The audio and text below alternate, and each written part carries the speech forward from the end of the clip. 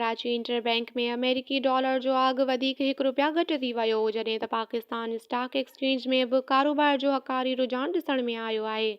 कारोबारी हफ़्ते जे आख़िरी ॾींहुं इंटरबैंक में डॉलर जो मुल्ह ₹1 घटि थी ₹282.62 जो थी वियो आहे, जेको गुज़िरियल कारोबारी ॾींहं जे पुॼाणी ते ₹283.62 हो।